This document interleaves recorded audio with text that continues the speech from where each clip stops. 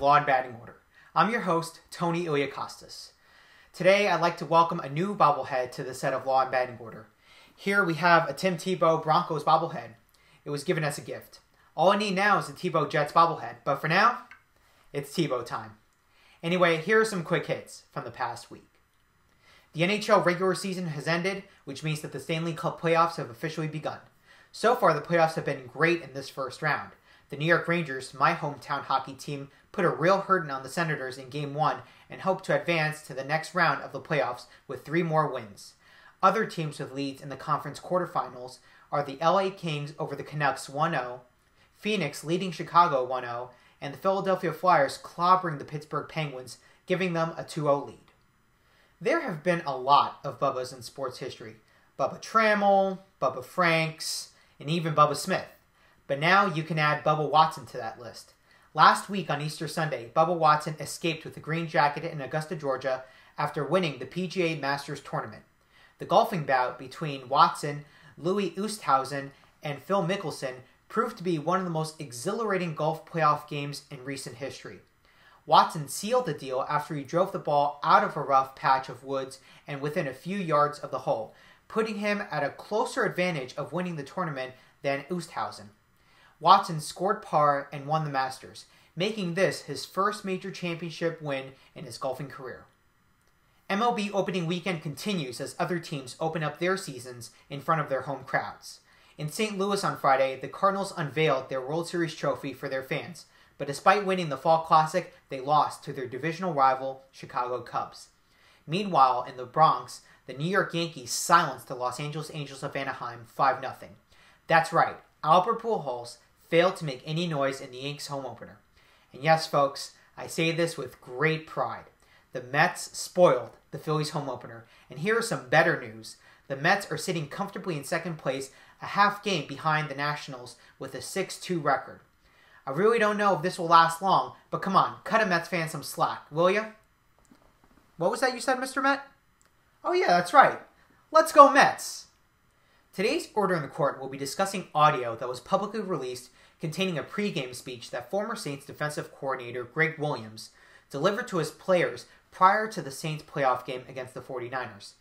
Aside from the free agency madness and the RG3 Andrew Luck competition, this NFL offseason has been all about the New Orleans Saints Bounty Fund. As mentioned in previous episodes, Gregg Williams and other Saints players created a bounty fund that rewards players for inflicting serious intentional injuries on opposing players. The NFL suspended Gregg Williams indefinitely for his actions, while other Saints coaches were suspended.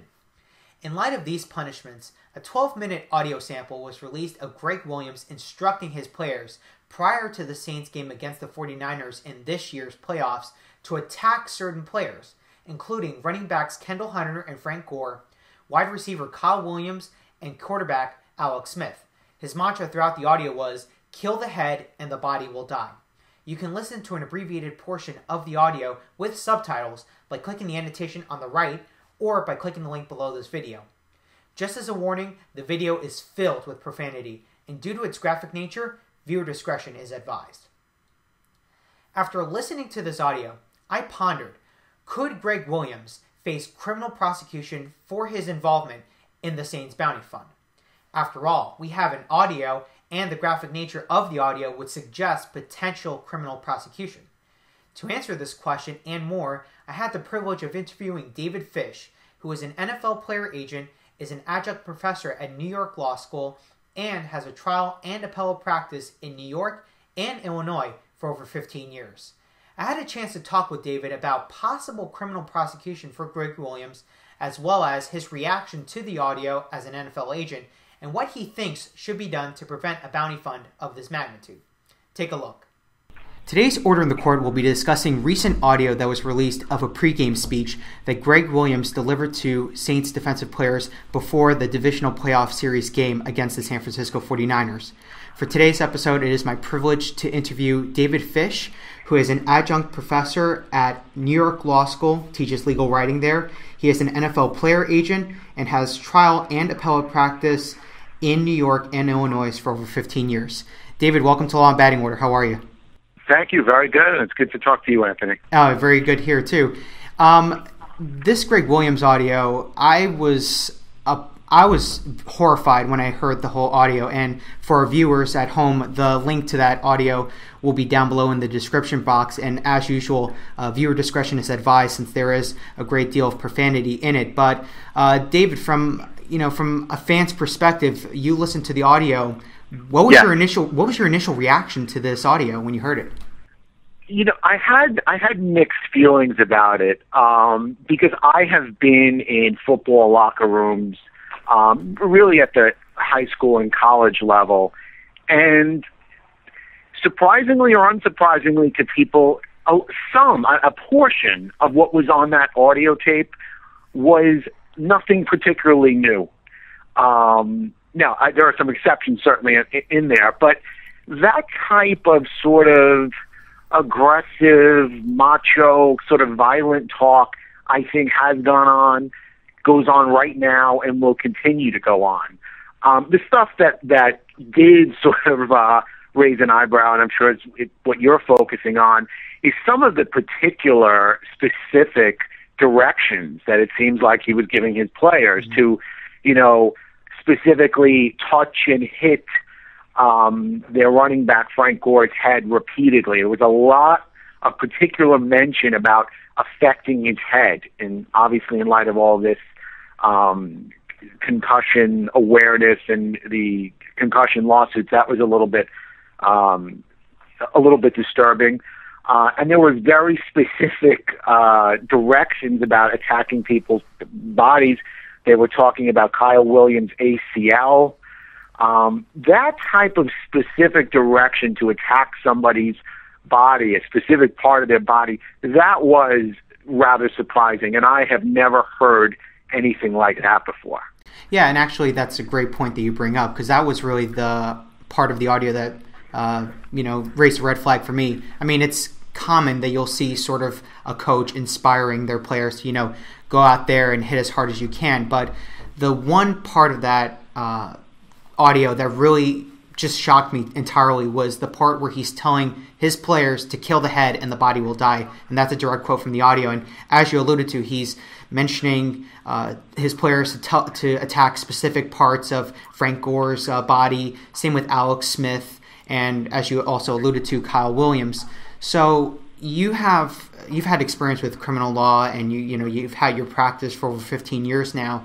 From a criminal law perspective, when you listen to that audio and little bits and pieces of it, is there any part of that language that clearly spells out intent?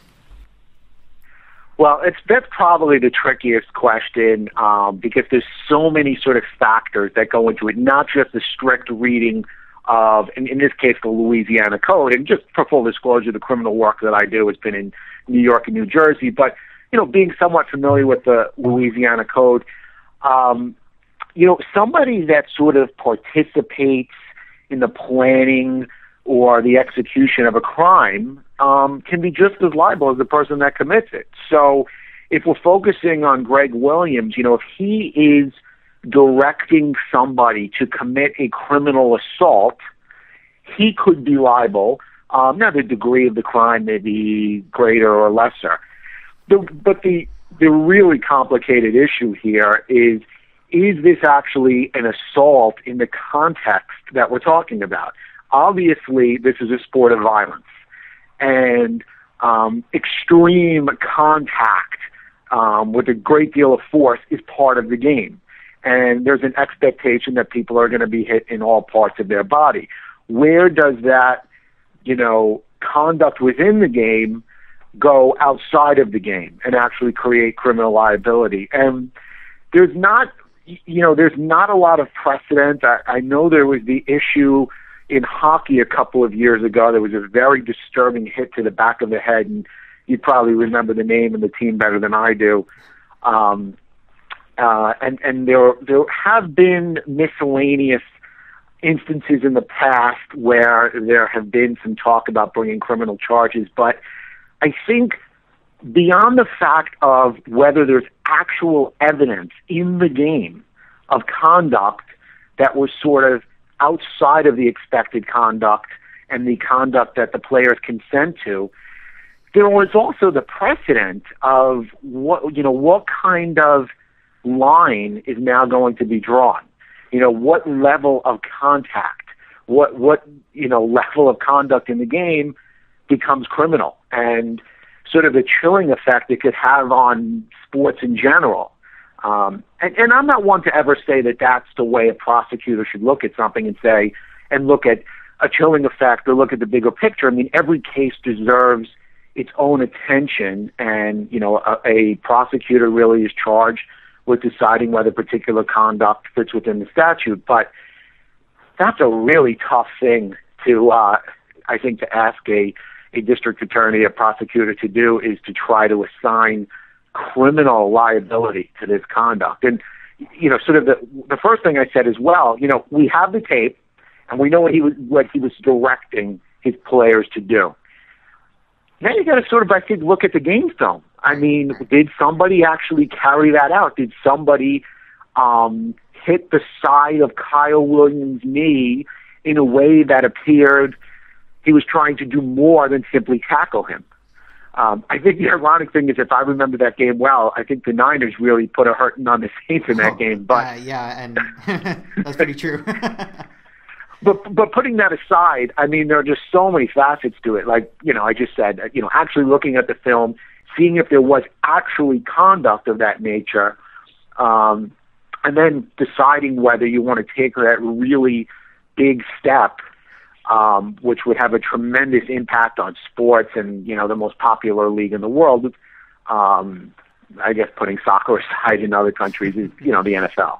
Right, yeah. So you just mentioned earlier about this line drawing between criminal liability and, whether or not it should enter the scope of football. And I had mentioned this in a previous interview that I had with Scott Andreessen, who's another sports attorney based in Chicago. And I want to bring up the same question with you. So when the whole bounty fund came out, the story about it, there was an article that was released by Greg Doyle of CBS Sports, and he had spoken to a judge, and the judge kept himself anonymous, and he talked about possible criminal prosecution. Scott says he would be surprised if maybe there was criminal prosecution for Gregg Williams. Now, you were mentioning assault, so I actually did some research myself, but I took it a step further, and I actually checked to see in Louisiana statute if maybe battery could apply, and I actually did pull up a statute that I'd like to read off for our viewers too, and for you. It's found under Louisiana Annotated Statutes, Section 34.1, which reads about, it's the following about second-degree battery. It reads under subsection A the following. Second-degree battery is a battery when the offender intentionally inflicts serious bodily injury. Subsection B says, serious bodily injury means bodily injury which involves unconsciousness, extreme physical pain, or protracted and obvious disfigurement, or protracted loss or impairment of the function of a bodily member, organ, or mental faculty, or a substantial risk of death. And the statute goes on to say that if you are found guilty of second-degree battery, a $2,000 fine, up to 5 years of imprisonment, or both could be the punishment. So you had mentioned you have to look at the film to see maybe if what Gregg Williams was saying in the audio was necessarily carried out in the game. But let's assume that you see the film and the specific instructions that Gregg Williams gave his players was indeed carried out. Would you expect criminal prosecution in that sense for Gregg Williams? I still think it would be extremely unlikely. I do. And again, we're talking about an unusual form. We're not talking about just the normal public domain. We're in a forum where, like it or not, inflicting, let's say, at least discomfort, if not pain, on your opponent really is part of the game. I mean, as much as, fans may not want to look at that side of the game, when you're making a tackle, the idea is you're doing it with force and you're making your opponent, less likely to want to come right at you on the next play. And that, again, like it or not, that is an acceptable form of violence in the sport. And I think you keep getting to that same question of where is the line. I mean, you taught to tackle, by putting your shoulder between the person's numbers and driving them into the ground. That's a violent act, Right. And we're not going to start labeling that as criminal assault. So, if the hit is a little bit higher or lower, does that make it a criminal assault? If it's at the person's lower body, is that a criminal assault? I think it gets extremely tricky. Obviously, the league has taken really, I think, drastic steps in the last few years to limit certain types of hits, particularly on the quarterback, somebody that's sort of standing very often unprotected. Shots to the head obviously have been dealt with very seriously by the league, penalty-wise and fine-wise. But I really think that it would have to be something so incredibly extreme to warrant criminal prosecution. And it just came to my mind when I was talking with you now.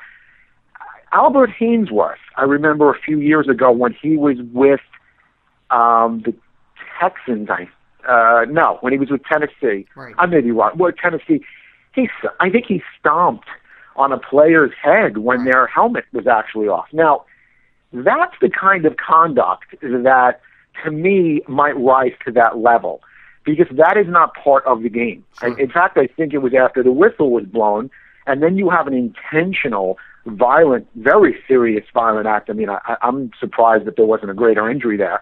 Someone stomping on somebody's head.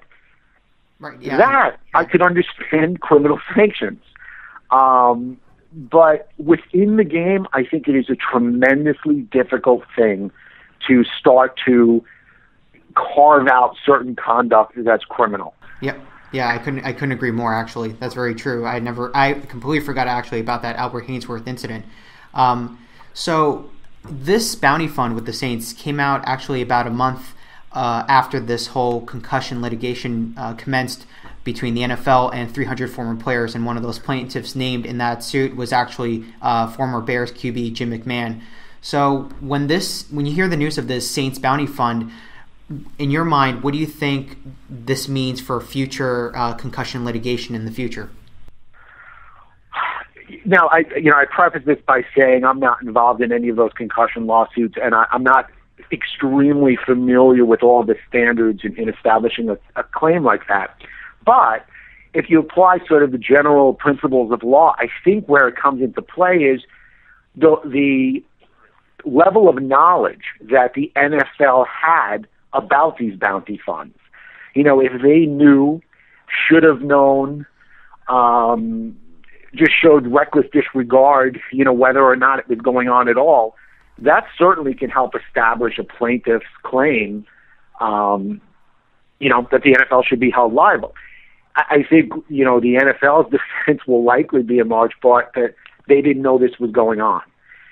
That's a tough argument. I mean, this stuff has, not only I think is it fairly well known that this type of stuff has been going on, but there have been some specific instances. In 1989, there was that whole Eagle-Dallas situation where I think the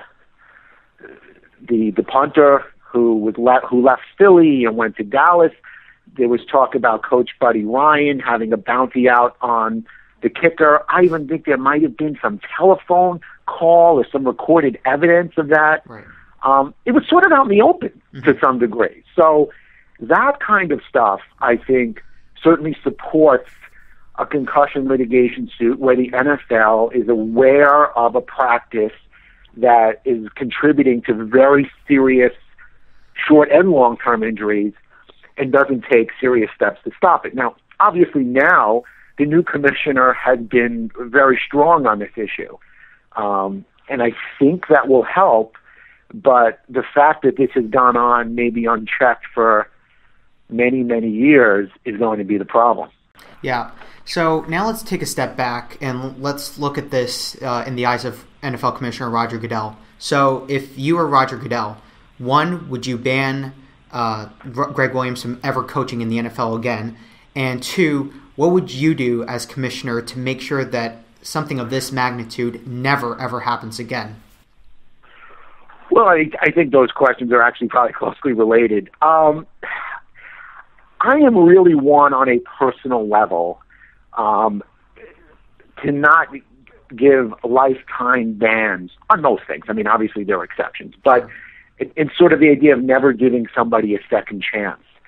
So I guess on a personal level, it sort of cuts against what I would like to see, somebody getting a lifetime ban. However, I'm the commissioner of the league now, and I take emotion out of it, and I look at it from the perspective of promoting the league, protecting against litigation, and fixing a damaged image. I would. I don't think I would ever reinstate him. I mean, how does it help the NFL to reinstate Gregg Williams? How does it hurt the NFL to reinstate him? And I see a lot of reasons why it would hurt the NFL to bring him back after this tape, and possibly other evidence that may come out.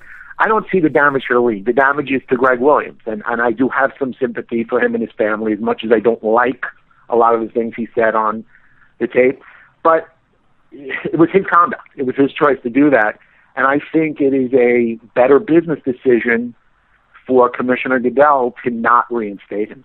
And really, to answer your second question, I mean, what should the NFL do? Well, take serious steps, and it has. Coach Sean Payton, who, I'm not exactly sure on the exact evidence of his knowledge there, but certainly wasn't the actor here, and there's no evidence that he, affirmatively supported this bounty or the statements of Gregg Williams. He's missing an entire year of his career. That's a very serious sanction, and obviously the GM and assistant coaches also receive sanctions. What the NFL should do is just what it's doing. I mean, take this very seriously and really impose unprecedented penalty. Yeah, exactly. Now, you're an NFL player agent in real life, so you deal with players one-on-one, and you're, I'm sure, involved in their contract deals with teams. You're involved in the scouting of the players. Basically, yeah. You're 100% devoted to the player. So when you hear about a bounty fund of this magnitude, like what happened with the Saints, does that raise a red flag for you as an agent? Does that raise concern that maybe now when you negotiate a contract with a team, you're going to have to include some sort of clause about maybe intentional injury of this magnitude? What is this? What position does this put you in as an NFL player agent when a bounty fund like this comes out in the open? Well, I mean, it affects me on numerous levels, but just on a personal level, because I've been fortunate to have clients that I care a great deal about and I get to know very well. And the idea of somebody taking an extra step outside of the normal violence and risks of a game to hurt them is extremely disturbing. My clients, I kind of feel as they're family members. So right. It's the feeling if somebody sort of assaulted a family member. Sure. And I actually have a very specific sort of I've sort of been touched by this very specifically. I represent a player. He was a rookie last year. He's just an incredibly terrific, hardworking guy. He was an under-the-radar type player who worked so hard that teams expressed interest in him. And the New England Patriots brought him into camp. I mean, he loved it there. He loved the coaching staff. He was invigorated. It was just a great experience where he really was having an opportunity to make a name for himself. His first preseason game, and I believe it was the first or second play he was on the field, he was late hit, clearly after the whistle, in the, I would say, side to back of his head. Oh, my God. So it was an illegal helmet-to-helmet hit anyway. It was after the whistle, so he had sort of stopped running, and it fractured a vertebrae in his neck. Oh, my God. And he was obviously, he had neck surgery, and he lost that season. And fortunately, I can say he is in great shape now. He is fully recovered. And I think he's going to have an opportunity to have a great career. But, there's so many things there. I mean, one, that is a sort of almost a life-threatening, potentially kind of hit. I mean, when you're dealing with somebody's neck, that kind of impacts the vertebrae in the spine. So there's that aspect of it. Once we were sort of sure he was sort of able to recover, this is an opportunity. I mean, as a young man, you lose an entire year of your career in a sport where the careers aren't long anyway. It was just a tremendously disturbing thing. And, yeah, I had a lot of anger. I mean, I'm not going to call out the person that did it, although it's something people could probably easily look up. Sure. Yeah, I mean, I was pissed off, you know, and it's just so disturbing because it's such a violent sport where injuries are just part of the sport, and when something is done sort of outside of the scope of just a normal violence, it's very upsetting. Yeah. You know, so I you know, what can I do?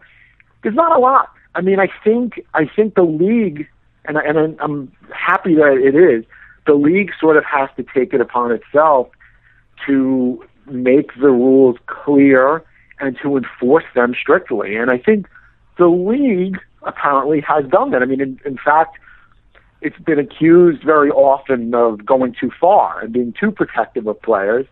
And I know there's also criticism about who they actually seek to protect. You know, the Tom Brady's, Peyton Manning's, Drew Brees' types of players are the ones that maybe get the extra protection. It's been argued. But, I mean, even enforcement of these, you know, of these rules to protect players' heads and unnecessary damage to their limbs is great, and I hope it continues. That's a tough thing. Yeah. So, as you mentioned, and this will be my last question, you had mentioned that the NFL is a very physical sport. Injuries are going to be common. That's the risk that players assume when they enter that, enter the field and they, you know, get in uniform and play the game. But just as a result of the Saints Bounty Fund, and when you look at the whole situation from, I guess, a whole big perspective, from a, you know, big from just looking at it, the whole situation from beginning to end, do you think that this Saints Bounty Fund may have harmed the integrity of the National Football League, or do you think that it's pretty much untarnished, that the NFL is going to be still the most popular game in I guess, the whole country, really? I think it's going to continue to be the most popular game in the country. I really do. I mean, the NFL Shield, it's very hard to penetrate. I mean, it is such a popular sport, and it has, you know, there have been other types of scandals and bad press, and NFL lockout. You know, there have been so many things over the years that if you look at them isolated, you would say, wow, that's going to have a real terrible effect on the league. And it just doesn't. I mean, the NFL is so popular, everything about it, you know, even in its off season. I mean, we're as off season as we could be right now. And, you know, the NFL draft is going to become probably the most popular sport itself when, you know, in a couple of weeks. So it's so popular. I really do not think this will have any impact on its popularity, on its success. Nonetheless, I think it's obviously a very important issue. It goes to player safety and health, and it should be addressed very seriously the way it is. Yeah, I agree, and I think this will be an interesting story. I mean, this has been, I guess, the offseason has been solely devoted on the Saints, but we'll see what else develops from that situation. But, David, I really appreciate the time. Thank you for being on Law and Batting Order. My pleasure. It's been really nice. Thank you. Thank you. Well, there you have it. 17 episodes. You can say that Season 1 has officially come to a close. It's now time to get busy with finals and relax a bit after school ends. But don't worry, folks. I have a lot planned for the next season of Law and Batting Order, so be sure to mark June 4th as the launch date for a new season of Law and Batting Order. In the meantime, be sure to check out previous episodes by clicking above and to spread the word to those who share the same passion as I do for sports law. And most importantly, I'd like to thank each and every one of you out there who has made these past 4 months one of the most enjoyable experiences of my life. I am truly appreciative of your support and loyalty, and I can never thank you enough. Anyway, that's the show. Leave all your comments down below, and be sure to visit Law and Batting Order at lawandbattingorder.com, as well as on Facebook and Twitter. See you June 4th, guys.